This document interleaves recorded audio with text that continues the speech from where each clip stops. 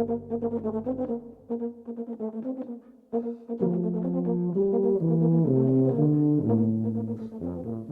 to The Brass Junkies, a podcast from the Pedal Note Media Podcast Network featuring interviews with the world's greatest brass players by two thoroughly average ones, Lance LaDuke and myself, Andrew Hitz.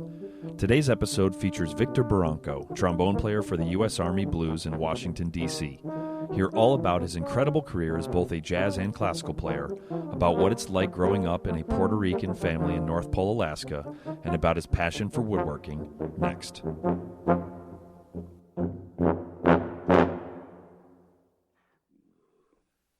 Hi, and welcome to the latest episode of The Brass Junkies. I am your host, Andrew Hitz, and I am joined by fellow host Lance LaDuke. How are you today, Lance? I'm a little gassy, but I'll get over it. That's one of those rhetorical adult questions that actually nobody really cares. It's just kind of... I'm fine. I'm fine. It's a pleasantry. That's all. Yeah. If you're not doing well, we really don't care. So... we do care about our guest today, who is one of the best trombone players in the world. His name is Victor Barranco. How are you, Victor?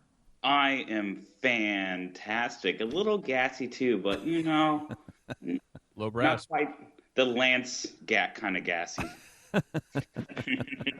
Yeah, that is kind of next level. Yeah, that's tier 1 gassy is Lance level. I'm on a tier 2 right now. There you go. We all get to the Lance level from time to time, but not enough to have it named after us. That's for sure. So, tier gassy? Is that what we're talking about? Tier. I'm sorry. Yes. We're coming on. Actually, stay tuned for the Brass Junkies air fresheners, which will be hitting the stores anytime soon. Yes, sign me up. Last night, actually, when I was touching base with Victor via text about setting up the time for this interview, I texted it. We were texting back and forth, and then I texted back and said, "Awesome, I'm about to be driving. I'll see you in the morning." Just so that he didn't text me back with another question. Then all of a sudden, the phone rang like immediately, and I said hello, and he said, "Are you getting on 95 South?" And I said, "No, why?" And then it turns out that Victor was parked on I-95 with the highway completely shut down. So are you still there? I am actually. I'm sitting here. I'm on my water bottle is completely empty and soon to be full. Yeah. Yep. I met the neighbors next door. They're in a semi truck. Real nice people. That's great. How long were you stuck on 95 for? I had my car shut off for about 20 minutes, wow. And then I turned it back on, and it took me about 2 hours or so to get from D.C. Back home in Woodbridge. So that's not that far, people. Wow, yes, 27 miles. It took an hour and 40 minutes to go 13 miles. Wow, I do not miss that. So you were like only going like 20 miles an hour or something. That's really slow. Yeah. It was awesome. Yeah, there's a lot of great reasons to live in our fair city, and traffic is not one of them. So, no, it isn't. Yeah. Yep. All right. So why don't you tell us a little bit about what you do today on the trombone? Well, I guess today I play with the Army Band. That's my main job. I get a lot of people. We just finished having this the American Trombone Workshop, as you know, right? And it was interesting having a lot of the students. I was talking to the guys, and they kept referring to me as the jazzer or a jazz guy, and I thought it was funny because I don't think I'm a jazz player at all, and I actually don't think I'm a classical musician. I'm just kind of I'm just a trombone player. And it was really interesting, the stereotype, because I went to school at the University of North Texas for my master's, and I was going there primarily for classical, and I had this dream of winning the orchestra job and that whole thing.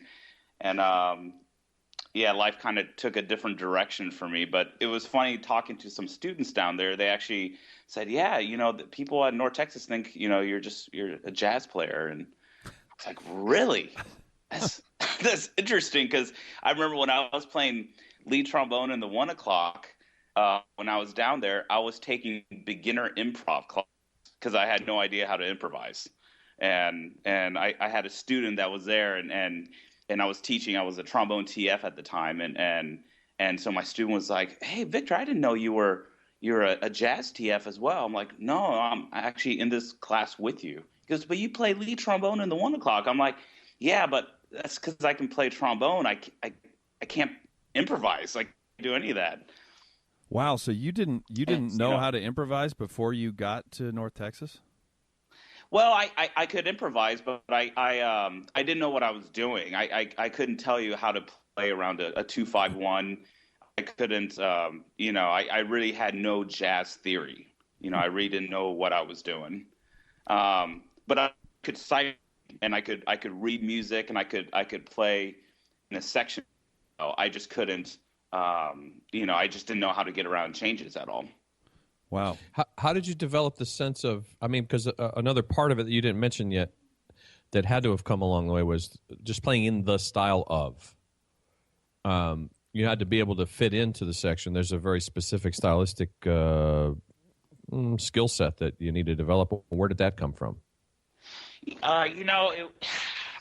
mean for playing in like a big band? Yeah, just matching and playing with the same sort of articulation and, sure. and swing style, all of that. Yeah, it was a lot of obviously you hear people talking about recording themselves and listening back, and I think it was when I first did that, I listened to a couple recordings of me playing after some concerts. This was particular. I did my undergrad at the University of Minnesota, and when I listened to a couple concerts that I performed, I was like, oh my God, that is awful. I just, it was like I hit every possible wrong note you could hit. And this was particular one concert. And at the time, I didn't think I was doing that. I thought, behind the bell, I thought I was doing all the right stuff. And I heard that, and I was like, wow, that's really bad. So, I when I got to North Texas, it kind of hit me that my jazz playing was not nearly up to the level of my my knowledge of classical trombone playing, and for me, I loved playing in big bands. I loved jazz. I was always listening to it. Like if you turn on my car, I have different records on. I always go through stages of listening to different people. Like right now, I'm really into Clark Terry and Bob Brookmeyer, and listening to a bunch of those records. So I went through stages where I'm constantly immersed in the music, and I focused on that and really tried to I guess I was focusing more on sounding great in a trombone section and trying to blend and not necessarily stick out in a bad way. What sort of do you think of it in the same way if you're sitting in a quote unquote classical section versus a big band section? How do those skills overlap, or are they different? What's the difference, if any? You know what? I don't think there's much of a difference. It's just a different style. I think, I hear a lot of trombone players sometimes when they're playing classical, all of us are trained classically, and I hear a lot of guys that are strictly classical trombonists that when they play jazz, they think, okay, well, I can play with like lazy slide, and I can do I can physically play the trombone differently. And I've sat on auditions and I've heard guys that they play classical and they sound great, and they're playing tuba mirum and bolero, and they have a great sound, and then they play something that's like a jazz excerpt, and it just goes, technique and everything goes out the door, and like their sound goes bad, they can pinch and it's out of tune, and their slide is all over the place, and I'm like, what is going on? So it's weird. I don't know, and that's not for everybody, but that's what I've heard before. And for me, when I play the trombone, like if I don't necessarily have a jazz trombone, I play jazz on my bighorn. I've played jazz on bass trombone, on whatever instrument. It's a sound thing for me. And I don't necessarily have a classical horn or anything like that. I don't split. I don't take a piece of metal and say this is a classical piece of metal. It's just a trombone, and you're playing different styles. I try and simplify it a little bit. So when I'm playing in different sections, I really don't break it down like that. Let me ask one super geek trombone question, because I'm still a crappy trombone player. So does your slide technique change at all in terms of the mechanics of it, or it's basically the exact same thing? Exact same thing. I don't change anything when I'm playing jazz or classical. I'm physically playing the trombone. My slide technique, everything is the same. There you go. So, like if I'm playing, if I'm playing a Rochu or anything like that, I'm using the exact same technique as if I'm playing a ballad, or playing a blues thing. There's nothing physically that I'm doing differently on the trombone. For those of you who have not heard Victor play, he joined us with the American Festival Pops Orchestra last month, or a couple months ago, I guess it was. And but yeah, his classical playing is absolutely top notch, and within an orchestral section is matching every single attack, release, the whole thing. And then when there's like a little bit of a solo section, and Tony Maiello, the conductor, had him stand up and take a solo, and half of the orchestra turned around like with this like terror in their eyes, because it was just like he was like peeling the paint off of the back wall in a great way. And it's like, yeah, it's I'm very impressed that you can you can play that loudly and that like that intentionally, and none of it's show. It's like it's all just melodic improvising. And oh, thanks, man. Yeah, it's awesome. So I pulled out my phone and videotaped a couple of them in rehearsal. So because they were, and one of them has me laughing because it's so good. So it's kind of got me chuckling to myself. So he laughs at my playing too, but I don't think it's the same sort of thing. Lance's paint peeling is a different kind of paint peeling than yours is. So and sometimes more literal even. Yeah.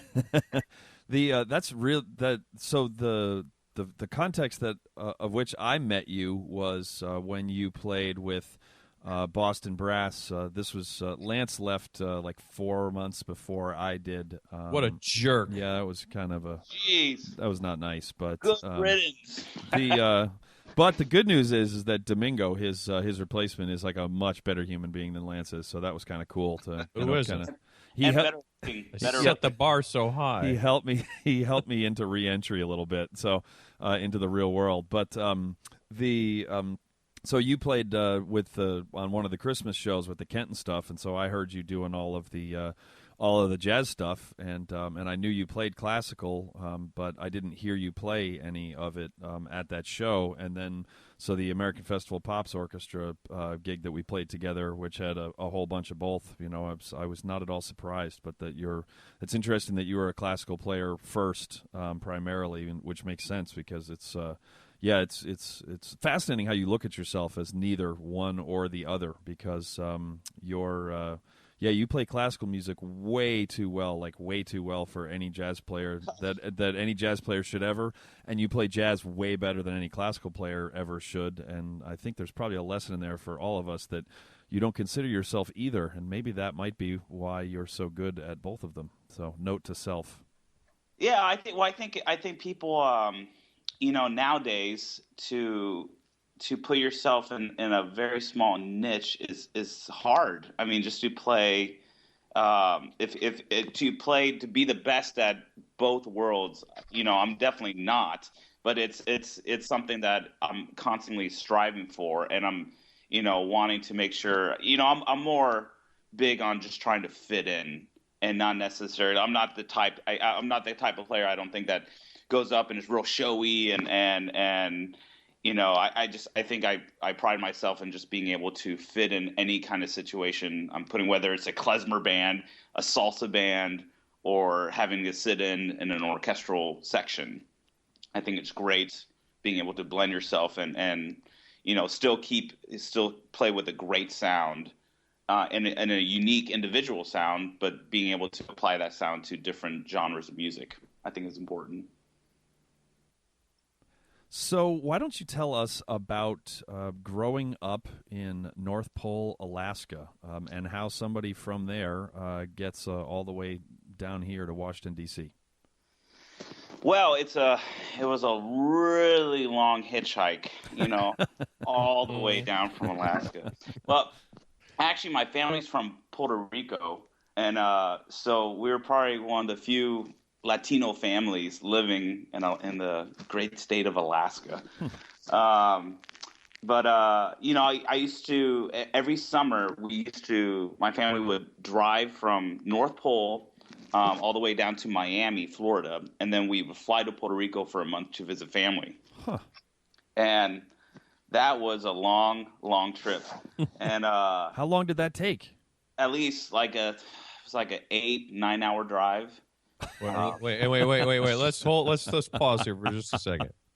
So how many people are in the car? Who's driving? This is a Puerto Rican family. We had at least 8-9 people in a van. With we had some chicken meat and a grill. And not kidding. You had a grill in the van?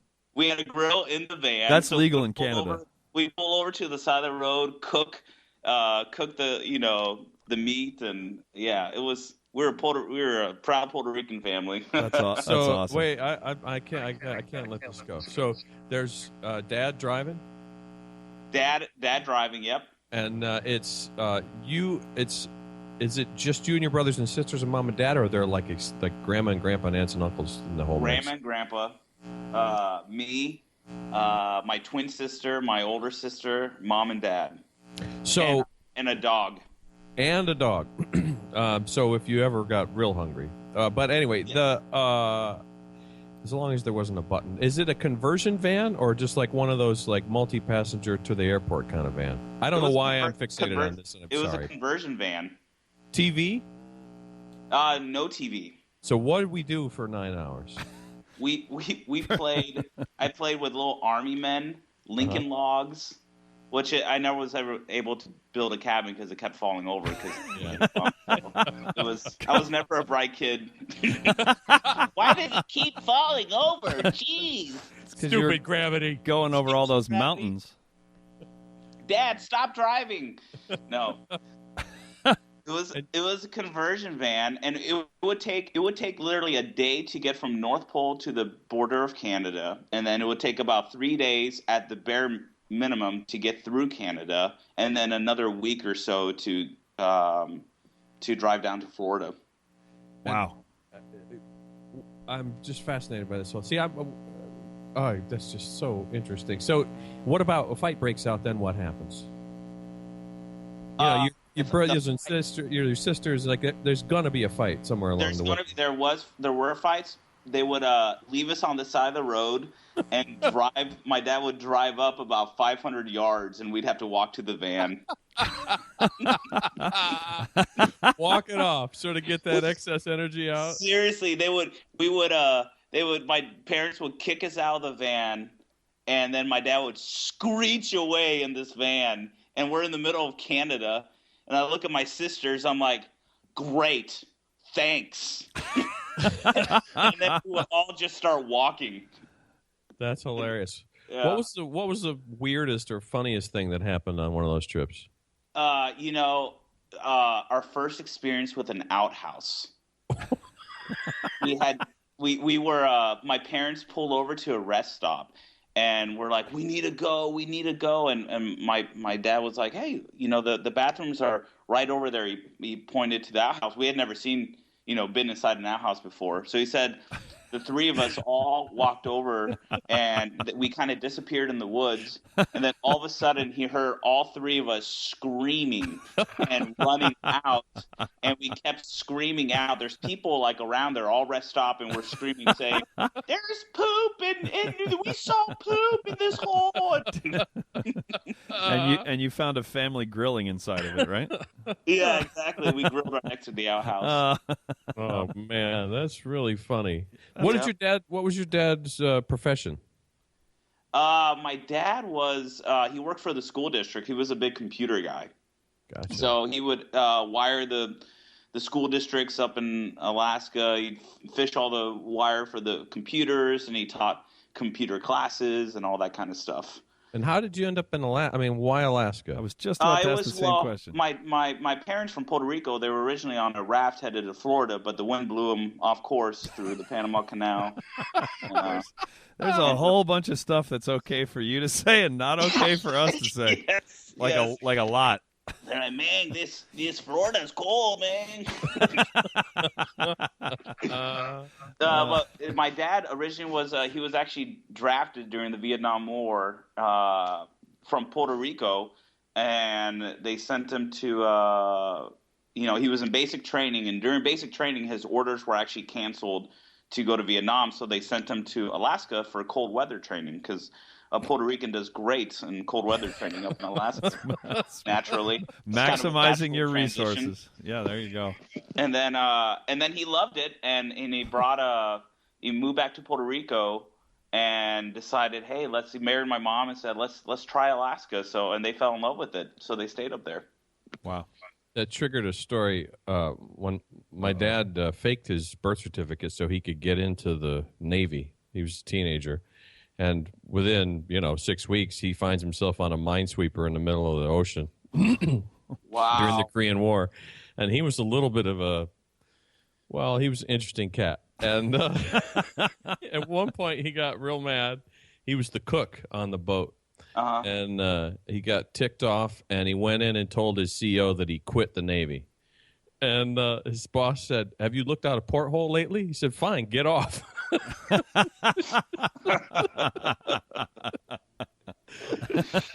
Nice. All right, I don't quit. Oh, man. That's pretty funny. So how did you first start playing the trombone? I started playing in fourth grade, and originally I wanted to play tuba, of course. Naturally. Naturally. I was a really overweight kid, and it just kind of fit for me. Wait, I see what you did there. Naturally, because it's an awesome instrument, and I was a fan. Yes. Kid. So I retract my enthusiasm. Then, my fourth grade teacher, started playing the trombone, and I instantly fell in love with it. And I remember in fifth grade, I had my parents contact the school to make sure they had a trombone on reserve, so I could play in fifth grade. And they actually, Alaska, the newspaper up there did an article about me, spotlighting me for some artist of the week, student of the week kind of thing. And I was so inspired by that. I was like, wow, people actually like this and enjoy music and this thing called the trombone, and I just absolutely fell in love with it. And then I made a decision, it was around sixth grade, that I wanted to be a professional trombone player when I grew up. Dude, that's the exact same age that I did. It was one morning before school. I was in the shower in sixth grade, and I just declared to myself that I was going to become a professional tuba player. True story. Is it really? True story, yep. And my parents also are the last time he showered. Yeah, that is the last time I showered. Yeah, the real story there is that I was a middle schooler who was showering, which puts me in the top 5% there of my class. But yeah, and my parents were awesome. They didn't say anything to the effect of, sweetie, that's not something you just decide. So they said, good for you, go do it. Exact same thing for me, man. It was awesome. In fact, I just found my parents they kept every little, every project I did in school, all the, crazy homework assignment, my grades, all this stuff. And they actually saved this project I did in seventh grade, and it was a career thing about what you want to be. And it actually had, I wrote out trombone. I said T is for trombone. R is for, I don't know, rehab. Let's keep going. Keep it moving. Trombone, obese, that's right. Yeah. M is for morbidly obese. B is for beer. Yes. Oh, goodness. So, do you know Matt Vaughn up in the Philly Orchestra? I know of Matt Vaughn. I don't know him personally. I was in the Air Force Band with Matt, name drop. And he He posted a video a couple of days ago that I shared, but you can find it on YouTube. His son Scotty is probably about 6th grade, 7th grade, and there was a talent show at their school, and there's 2 trombone players and a keyboard player and a drummer, and Scotty's the one wearing the fez. And they play When the Saints Go Marching In, and then they finish that, and the keyboard player gets up and picks up a trombone, and then they do a trombone trio version of this second line thing, and it ends, and then they've gotten beads, and they throw New Orleans beads out to the class. The place is going completely bonkers for this trombone trio. So that is awesome. It's the next Victor Barranco. Watch out. That's cool. I love that stuff. Yeah. So how did you end up at the University of Minnesota? Well, okay, so I high school, I was trying to look at different colleges. I was actually taking lessons with a guy named Dr. Jim Beachigo up in University of Alaska Fairbanks, and I did one of those, in all states where they send you letters for like the all American band to play at wherever you do like a little tour. I got a letter for this thing called Sound of America, and I it was like a 1-month European tour, and this is when I was maybe 17, and we were featuring trumpet player Sean Jones. Oh wow, big jazz. And this one, Sean was still at Youngstown State. This is before Sean was, well known and the great that he is now. Right. And so we spent a month together in Europe, and I was completely inspired by his playing. And I met a bunch of people from Minnesota, and they were raving about Minneapolis, and they're like, it's way warmer in Minneapolis than Alaska. And I was like, awesome. Come south. Come hang out in the south with us. Yeah, so I moved south in my, my bikini and my trombone, and I was set. There's a picture. But I'm trying. Give me a second to unsee that. That's horrible. Yes, I'm sorry. That's all right. But so I contacted Tom Ashworth down there, who teaches at the University of Minnesota, and when I sent him the email, I think he called me back within like 2 hours. It was an immediate response, and that got me hooked. So I actually flew down there. It was the only place I auditioned, and loved my lesson. He was very straightforward with me. Everything was professional, and I fell in love with the town. I was there for 2 days, and I loved the whole city life because, as you can imagine, North Pole doesn't really have skyscrapers. We have reindeer and moose, and that's it. And evidently no outhouses. And no outhouses, and moose, reindeer, and Puerto Ricans. That's pretty much it. So there's a sitcom in there somewhere. That's the top 3 Google searches in North Pole, Alaska. In North Pole, Alaska. I decided to go to school down there, and it was the best move I could possibly make as a student. I mean, Tom was awesome with me. He was very straightforward. If I came into a lesson unprepared, which I don't think I really did, because I think I was too nervous to mess up in front of him. But it was great. It was really good competition, healthy competition within the studio, and it was a real nice time. Oh, that's fantastic. That's pretty great. And then so then you went to UNT after that, and then how fill in the blanks between UNT and where you are now.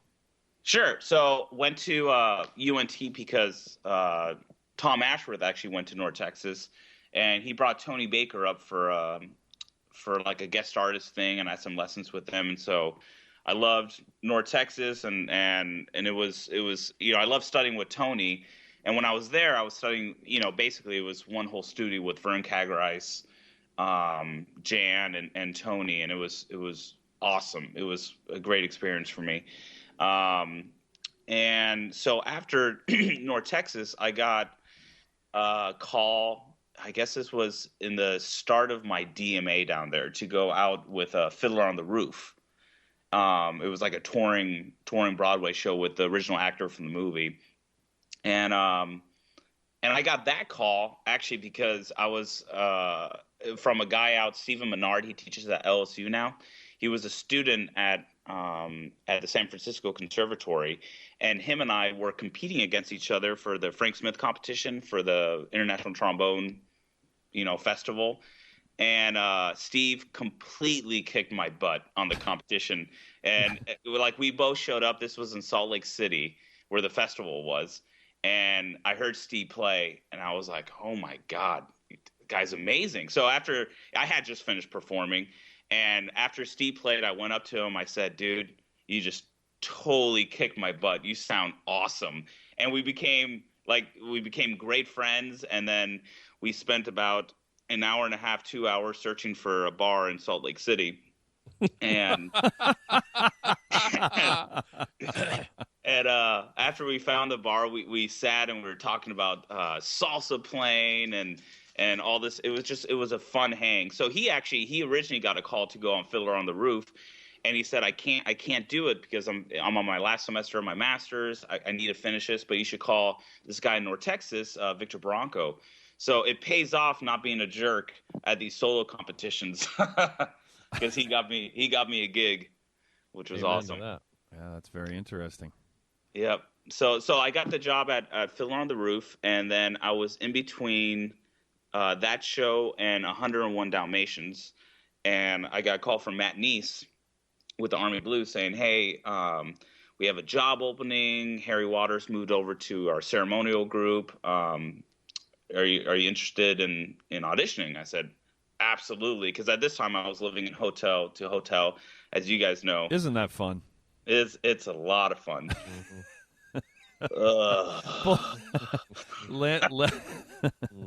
Yeah, I suddenly have a tick. Anyway, all right, yeah, go ahead. I sent in a tape. They invited me to audition, and fortunately, I was the only one that showed up to the audition, so I got the gig. And it's like, where is everybody? Yeah. Well, you're the only one. Well, you're hired. Yeah. They're like, this gig actually kind of sucks, so you're the only one that showed up. Oh man. Yeah. So what's the day to day? Keep going. No, that was it. Well, so what's the day to day? Like what's the year look like? A typical year in the blues? It changes all the time. We do. We go.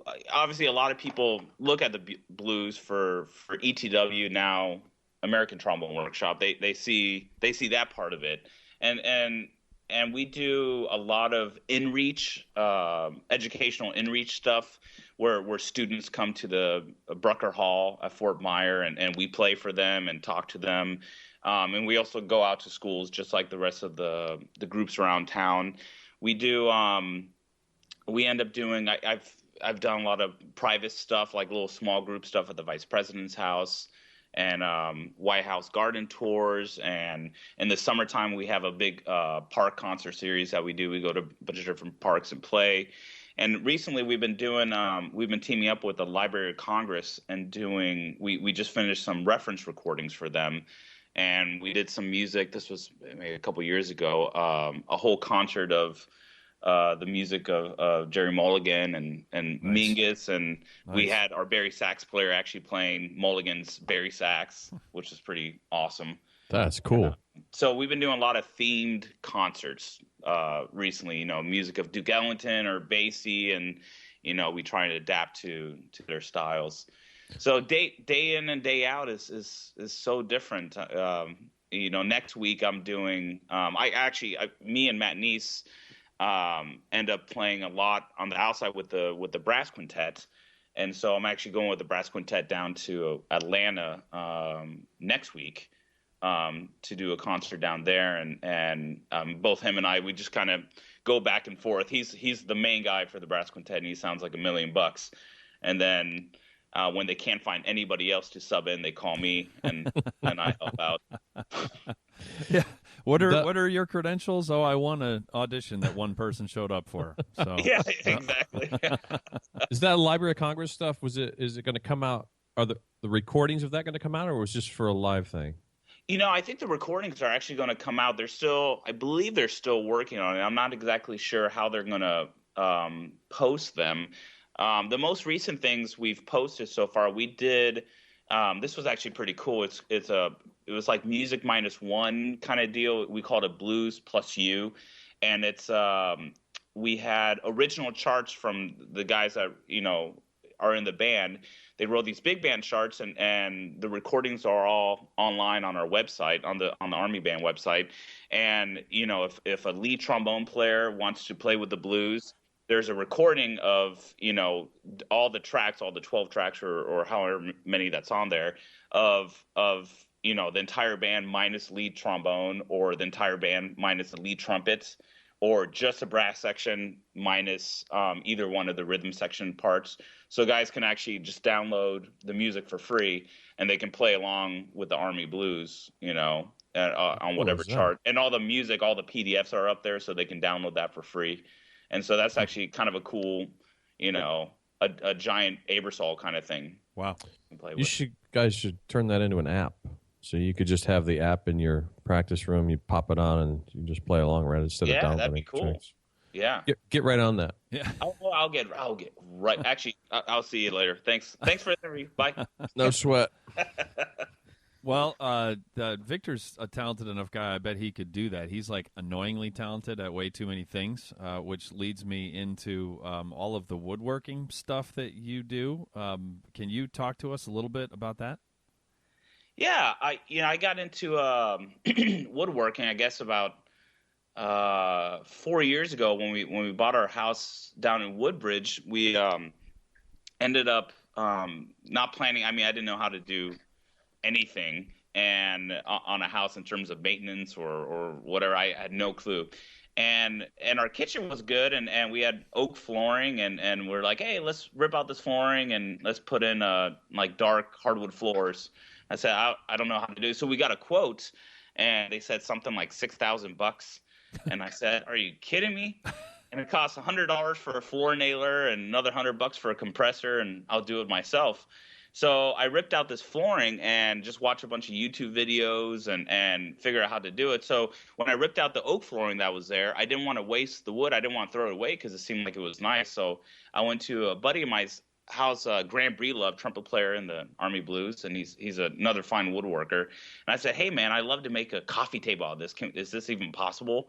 And he goes, sure. So we spent a couple of days, and he showed me how to, use certain tools. And I came home, and at the same time, my wife and I were looking for furniture for our house, and it was so expensive for like veneer or just like, kind of cheaper stuff. And I told my wife, I said, it's actually cheaper for me just to buy the tools, and then I can make whatever we want in the house. And so I just like dove right into it. I just started spending money on tools and looking for cool lumber, and started making all the furniture in our house. And I still have all my fingers. So that's a good thing. If everybody out there Googles Victor Barranco woodworking, then the first thing that pops up is a website called apartmenttherapy.com. There's all these. This is a story from a few years ago, but there's all these photos of your house and of all the furniture, and it's like it's beautiful. It's like it's kinda, thanks, man. Yeah, I'm always harping to my students about a growth mindset versus a fixed mindset, and the growth mindset being that anybody can learn how to do anything if they apply themselves, and a fixed mindset being, these are oversimplifications, but a fixed mindset being that you're either born a good improviser or you're not, or you're born good at woodworking or you're not. You're the very definition of a growth mindset, exactly what you just said, where you had absolutely no idea what you were doing. You bought some materials, you watched a bunch of YouTube videos, and then you did it well enough that a website that shows people pictures of beautiful apartments and homes posted your work on their website. It's pretty incredible.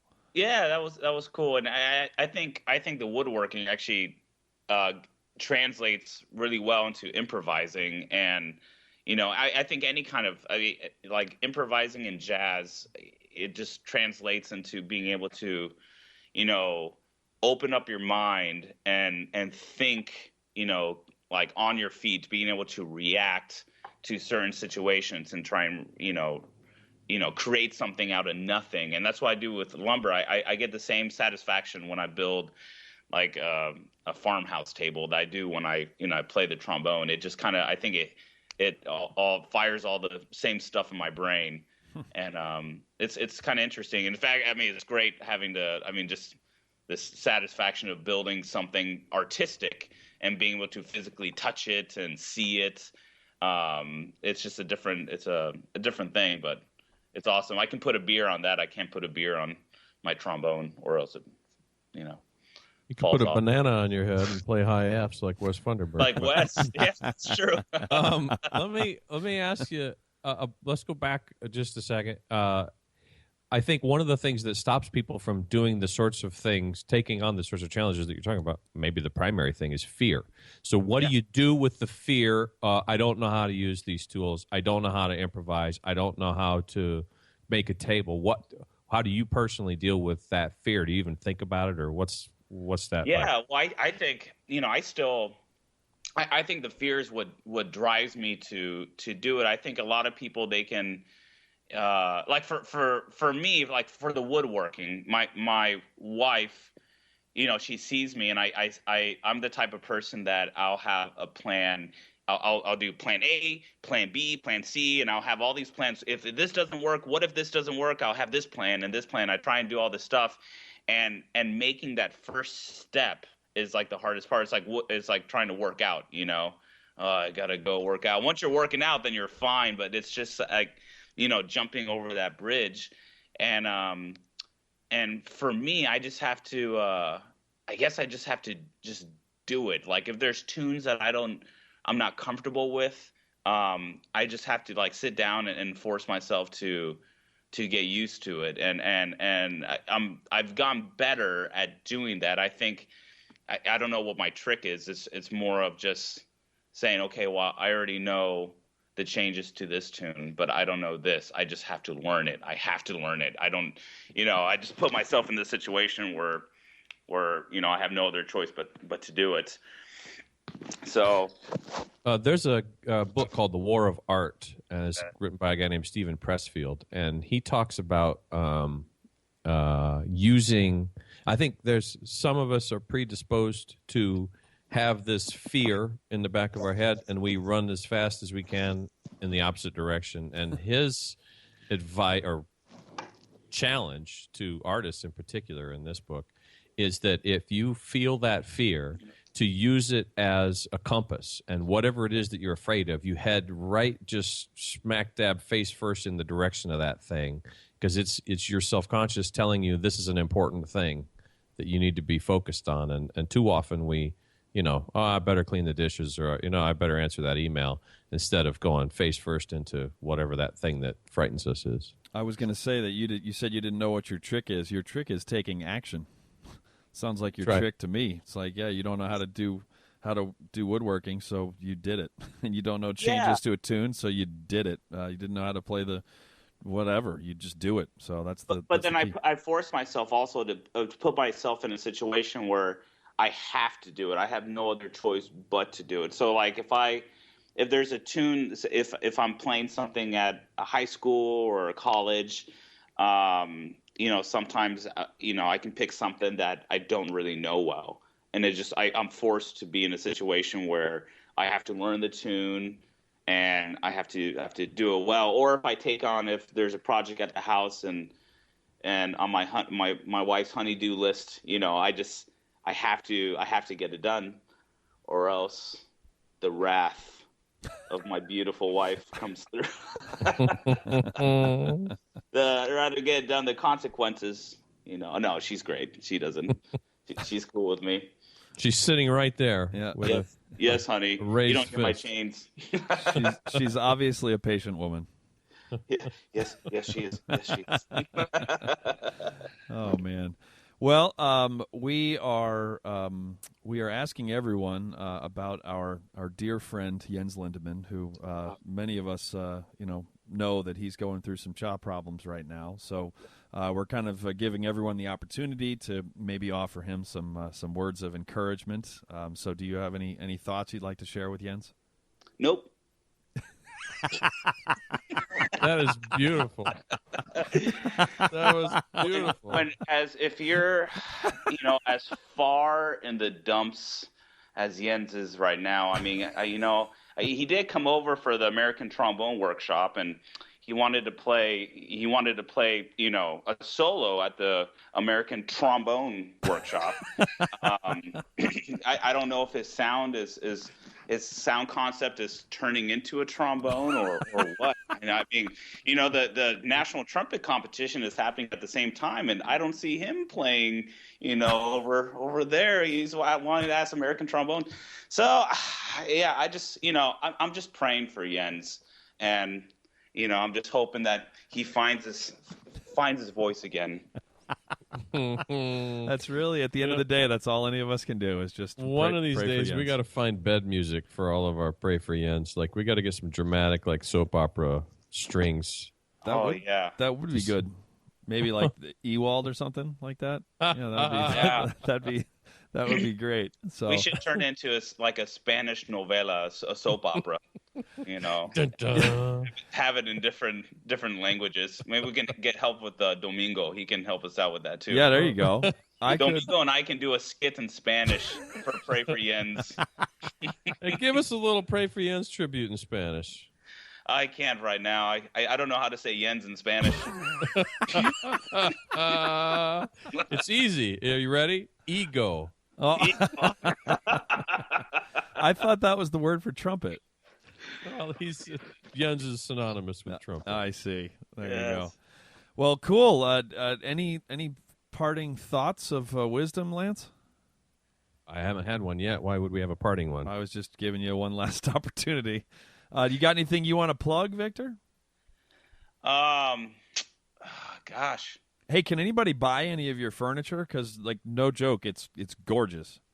Yeah, well, I get a lot of people that shoot me emails and with pictures of different tables or whatnot, and they say, hey, can you make this? And I know I do a lot more custom projects, and I guess custom is not necessarily more expensive. It depends on what you want. But I get a lot of people shoot me emails and say, hey, can you help me out with this? Like right now I have a possible actually commission on 2 dining tables for this designer for HGTV and the DIY network. Wow. That's designing some homes out in the Hamptons in New York City right now. Wow. And so I'm doing a couple of those and some computer desks and coffee tables and I don't know, maybe a wooden trombone someday, but probably not. Give you slivers. Yeah, right. Splinters, too. Splinters. But, yeah, they can just shoot me an email. Cool. And what is your email address? It is vic.barranco@gmail.com. And that's 2 R's in Barranco. Yeah, Barranco. I thought for a second to try and pronounce it correctly, and then I pulled up at the last second. I thought better of it. So Barranco. Yeah, there you go. So cool, man. Thank you so much for joining us. Your story is a fascinating one, and it's an inspiring one. Anybody that recognizes, that has the self-aware to know that they can't do something, and then has the desire and the follow through like you do to just decide that that's going to change. I think that all of us can learn from that. So that's pretty cool. Thanks, man. Well, it's an honor for me, for you guys thought about me for this awesome interview, and you guys are doing great things. I'm big fans of you guys as musicians and as people. Well, thanks, man. We had an audition for this podcast, and you were the only guy who showed up. So, yeah, congratulations. But now he's going to throw it on he's going to throw it on his resume. Yeah, as if that wasn't the case. That's right. Yep. That's right. That's you guys are, and many more. Yep.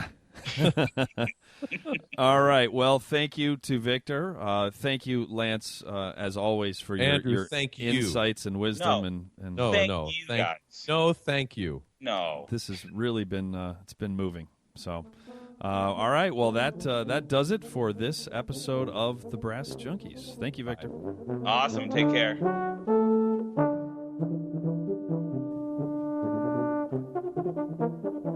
You've been listening to the Brass Junkies on the Pedal Note Media Podcast Network. If you would like to help support the podcast in order to make more episodes like this one possible, please visit pedalnotemedia.com/donate for more details. Also, be sure to check out our latest recording, The Brass Recording Project, at brassrecordingproject.com. The Brass Junkies is produced by Austin Boyer and Buddy Deschler of the Fredericksburg Brass Institute. Executive producers are Andrew Hitz and Lance LaDuke. This has been a presentation of the Pedal Note Media Podcast Network.